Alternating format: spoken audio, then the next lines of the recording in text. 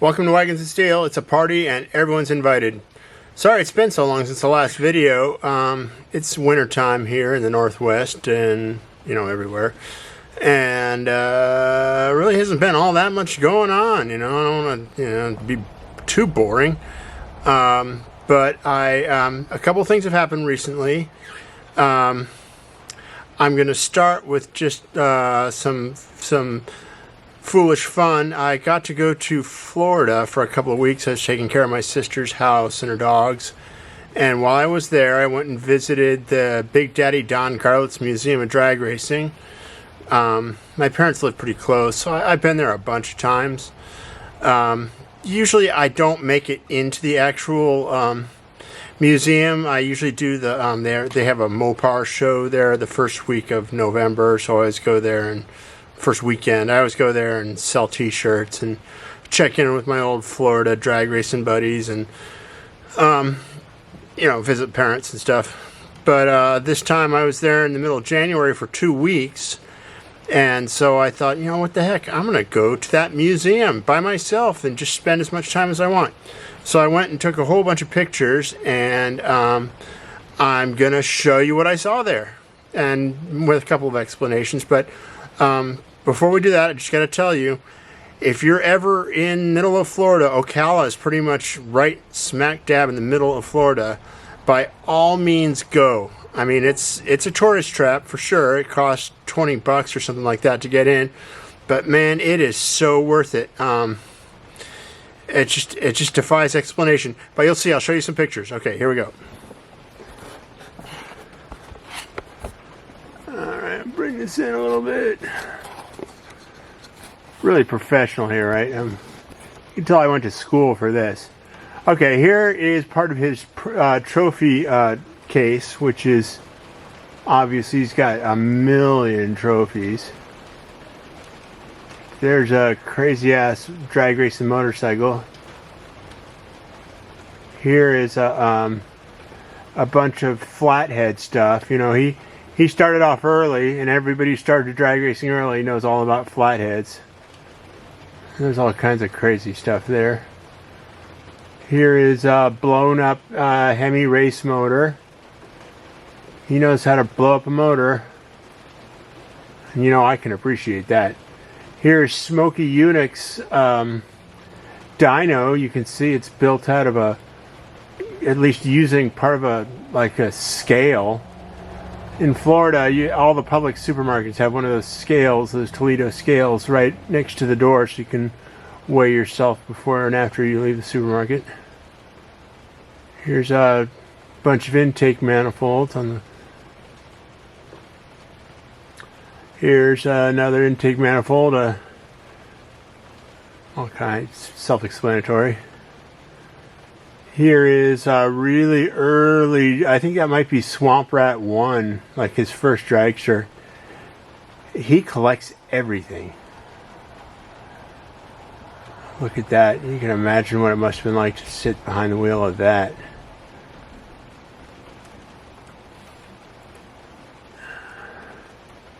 Here is another one of his dragsters. They're all arranged all the way around. This is the one, you can see that picture in the background there. This is the one where he blew up and the dragster split in half, and it injured his foot really badly. And while he was in the hospital, he sketched out the original plans for rear engine dragsters like what everybody runs now. There's a shot of the picture. Jeez, it's so violent. It's hard to imagine how lucky he was to survive that. There's a panoramic shot of the next room, which is all the door slammers and a bunch of other people's dragsters. Everything in there is immaculate. There's a guy walking around dusting everything all the time. Boy, that'd be a great job to have.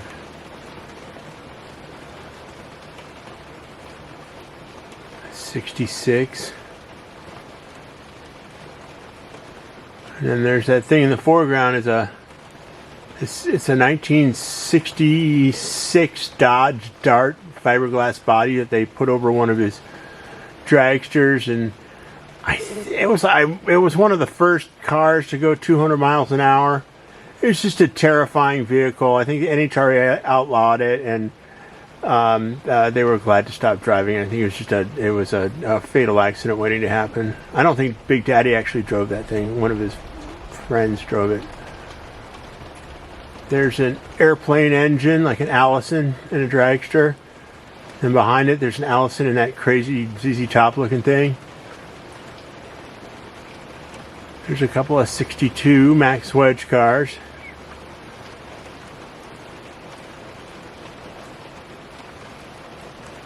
That's one of the Max Wedge cars. I think it's Granatelli car. It had like a blower. It set all kinds of speed records. There's the white one, which is just as stock can be. The Bean Bandits.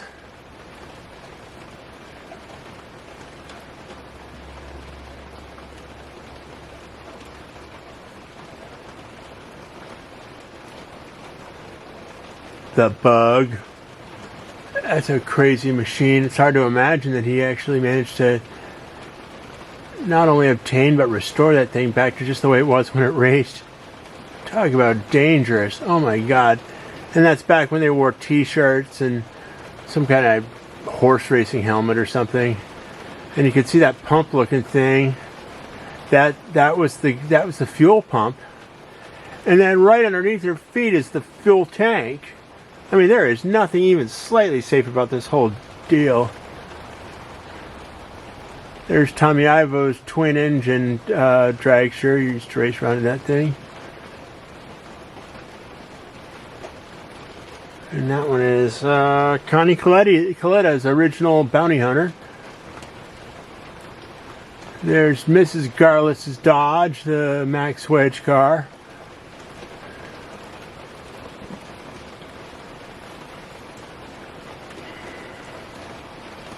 Much more famous dragsters. More bounty hunters and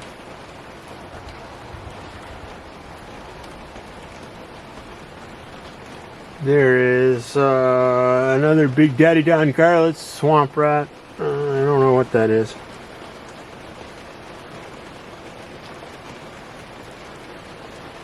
All kinds of experimental stuff here. Aerodynamic nose, and look at those crazy wheels. Holy crap, it's hard to imagine you'd go that fast with those. They don't even look safe for a shopping cart. There's the Jocko. I think that was the Land Speed car, and Big Daddy had him build one. You can kind of see behind there, that car there. He was experimenting with aerodynamic stuff. Aerodynamics is it's very useful, but especially in those days it was too heavy. The weight wasn't worth it.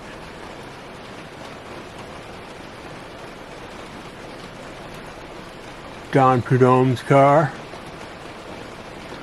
One of my favorite things about the old drag cars is all the hand-painted stuff.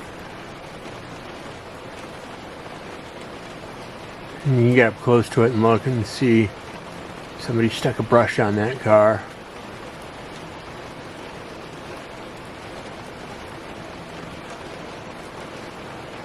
That's Shirley Muldowney's car.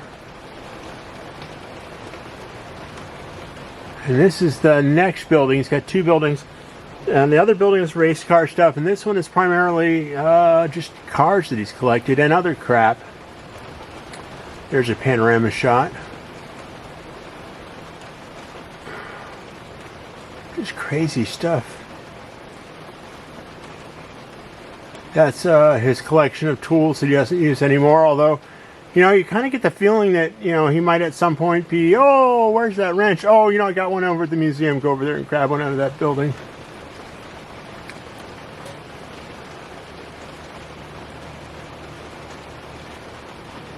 You can just see just miles of cool cars. And, you know, it's hot in Florida, so it's nice to go in there. It's air conditioned. You go in there and take your time. Get all your money's worth. He's got a whole bunch of cool Fords.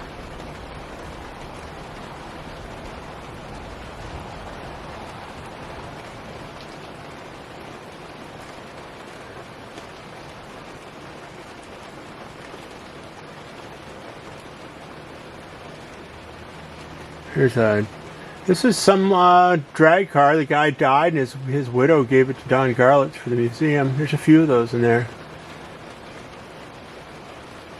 It's an early Hemi car.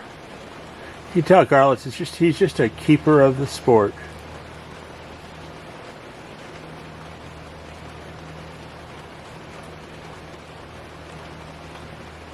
This one is you've probably heard about this car. It's a 1966 Dodge Coronet 4-door Hemi car. Some people swear they don't exist, but there it is right there. I've heard all kinds of stories. You can look them up. But here it is. It's cool. It's a Hemi. There it is. Supposedly this one was for the FBI. There you go. There's another widow gave her husband's car to Don Garlits. That's another. Is it a Hemi? Yeah, it is. It's a Hemi. There's the badge off the 4-door. There's that under the hood of a race car there. It's just unbelievable. There's Garlits' 1970 Hemi Challenger.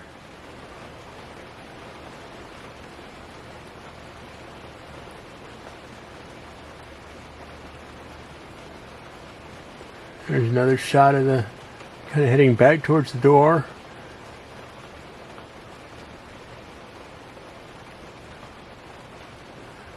That Carmen Gia's got like 20 miles on it or something. The most original Carmen Gia on the planet.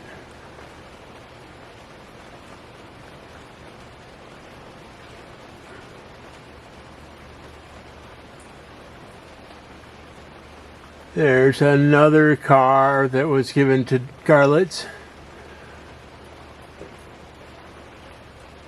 It's a tribute car. It's not an original Tasca Ford, but still a pretty cool car.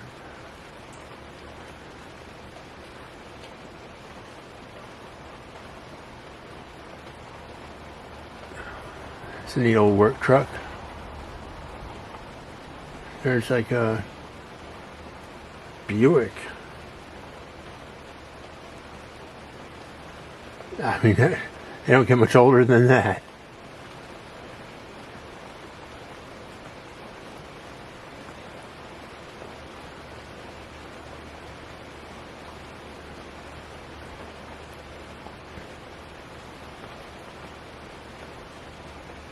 There's this is a room on the way out. You can see, man, you can see that guy collects everything. He's got a piano in there, typewriters, all kinds of crazy stuff.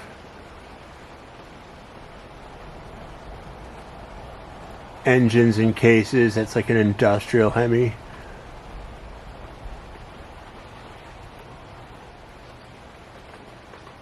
And there's the outside. He's got that jet plane pointing towards his office. And there we go. Ocala, Florida. Go visit it sometime.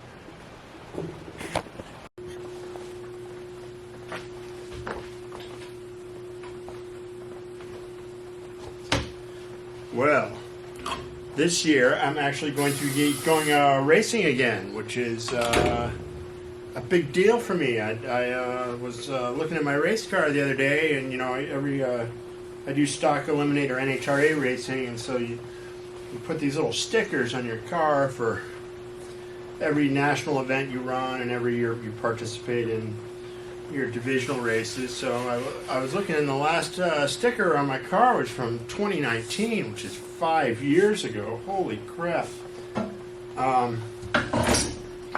So that's a long time.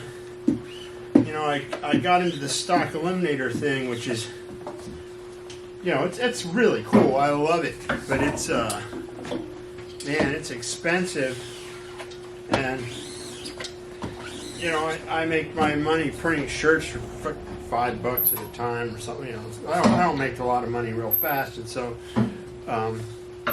affording a stock eliminator program is challenging, and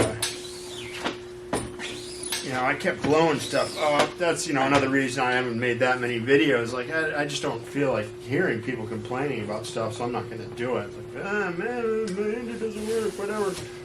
So, as you may remember from my last video, I got a windfall, which enabled me to get another engine faster than I thought I might be able to. I was pretty close to getting it anyways. You know, I've been saving and all that, but that gave me a shortcut. And I don't know. I was going to keep this kind of a secret, but you know, I'm not going to. I got Steve Wan, who's an old friend of mine, to build me an engine for my car. And Steve Wan, he's the baddest of the bad. He builds the fastest stock eliminator max wedge Mopar engines of anybody on planet Earth. And you know, I don't really know why I didn't go to him earlier. I mean, he's an old friend. He's helped me out with all kinds of stuff, but I guess maybe I was afraid of how much it would cost. And, you know, it's not cheap, but I have a lot of bits and pieces, so it's not brutal. I mean, I should have gone to him earlier. So he's almost done with my new engine, and that's going to be cool. The car will be fast. And all the people who have been telling me to go to him for years, well, they can all say, told you so. So I got the car coming together. I got you know, drag racing there's a ton of planning and stuff that goes into it. And I've been doing it for 30 years. So this is going to be the 30th year of drag racing for Wagons of Steel.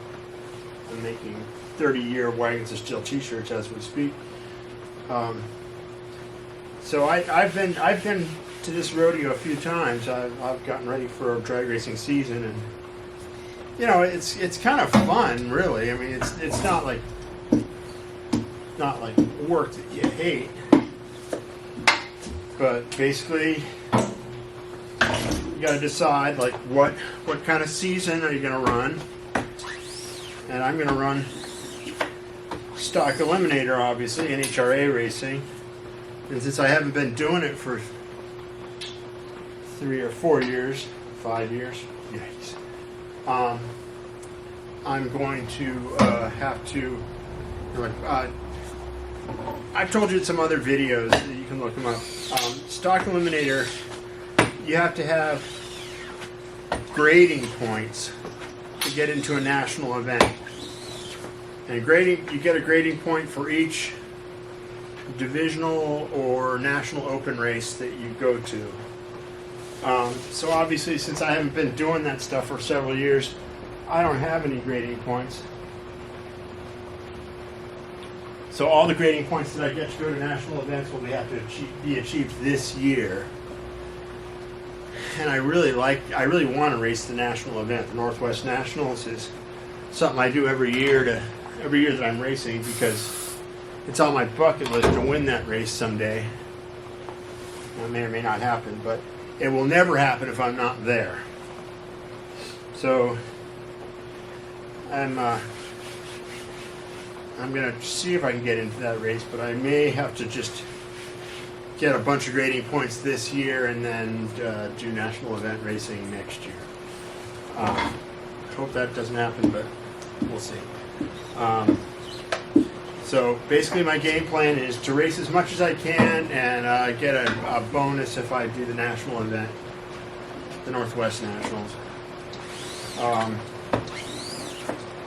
So we'll see. I had to go through the NHRA's website and the local tracks websites and figure out what what events were happening and what I needed to do to get into them, and then I went through my calendar and wrote down a schedule on the calendar, and I'll put that stuff down below on this video so you can put it on your calendar too. Be sure to get in touch with me if you're planning on traveling any distance, because shit happens. You never know. But I've got money put aside. I've got some plans. I'm definitely gonna do some racing this year. The scheduled events basically start in May. There is a divisional event at Boise, which is hours away from here over a mountain range. There's the Wagons of Steel 30th anniversary shirt design. I'll be selling these all year long. Get in touch with me if you want one. So, Boise is far away, and I don't absolutely trust my towing operation right now. There's time that may change. I may or may not do Boise. Then there's a series called the Northwest Class Racers, NWCR. I print their t-shirts for them. Really nice bunch of people. I've raced a couple of events before. It's a great deal. I want to support them as much as possible. That may be the future of stock eliminator drag racing, is not NHRA, but groups like the Northwest Class Racers. There's other organizations all around the country of people who do this, so they don't depend on NHRA and all that stuff. Now, there's a lot of people who rightfully complain about the NHRA not treating class racers as well as they have in the past. And I'm just glad to be in a national event. I don't do that complaining, but there's people who complain and then they do something about it, which is what these guys are doing. They don't feel like they're treated very well at NHRA events, so they make their own events. And I want to be as supportive as I can of them. And so they've got a few events going on this year. I'll write those down too. Those are 2-day events, so you go for a whole weekend and you race 2 events, and it's you got a lot of cash on hand, and it's a good event. I enjoyed the last time I raced there, and I will make a point to do that. I think they've got one in Spokane, which is a cool track that just opened back up again. It's not under the name of Spokane anymore, and I wish I could remember what their name is, but I can't. I'll write it down below. They've got one at Mission. I haven't been to Mission in a long time. Mission's in British Columbia. It's right on the Fraser River, I believe. It's basically at sea level. And sometimes the adjusted altitude, the DA, goes below sea level, which means your car runs really, really fast. Cars like it when the atmosphere gets low like that. So that's a place where a lot of people go to set records. We'll see. What else? I think they have a race at Woodburn, and they have one at Pacific Raceway. There's going to be a double divisional race at Woodburn and a double divisional at Pacific Raceway. And let's just see, how the season's going. I was going to say, if I'm still really in the hunt, I could head south at the end of the year and do some racing down there, because I'd love to do well national program, get a national championship or something like that. You have to race 8 events for that. I think it's 5 divisionals and 3 nationals. And whoever has the best 5 divisionals and 3 nationals in the country wins the championship. I don't think I have what it takes to do that this year. I mean, I got the skills, but I don't know if I have the traveling money or the whatever. Maybe next year. I don't know what else to say about that. I'll write the program down and so you can see what it is. I've got the engine coming. I sent my torque converter off to A1 and they fixed it. A1 is Stevie Wan's torque converter of choice, so he called them and told them what he wanted them to do to my converter that I sent them, and now it's back. It's ready to go. I'd show it to you, but man, the torque converters are kind of boring to look at. It's a part deep in an automatic transmission. If you're new to the sport and you're building your first race car or playing with an early race car, torque converter is, when you put a good converter in your car, like, oh my gosh, woo! It's it really makes, that's like one of the few things that really makes a huge difference the second you put it in your car. Like, oh my goodness. So yeah, that never gets boring, but they're a pretty boring piece of equipment to look at, and you know, it's try explaining that to your grandmother. It's hard to understand what a torque converter actually is or does. What else is there? Let's see. We got the car, got the schedule, got the tow rig. I think we're pretty much good to go, ready to go. So hopefully I'll see you out there sometime this year. I want to put out more videos than I have been because I'm stoked and I'm not like having to make excuses or stories about why I'm not racing. You know, make videos about boring stuff. So keep the rubber side down and the shiny side up, and keep watching this space.